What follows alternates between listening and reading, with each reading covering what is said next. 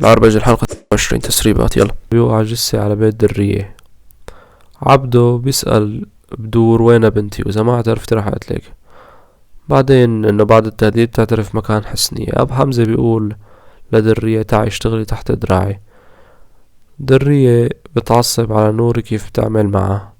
حسن بيطمن على حسنية وبيسأل عبده إذا اعترف بدور على مكانه. عبده بيرد ايه قالت لي وينها وهلا رايحين نعرف المكان اللي مخبيتها فيه ونشوفها. حسن بيقول لها انت يلي كبيت الزلمة على البيت.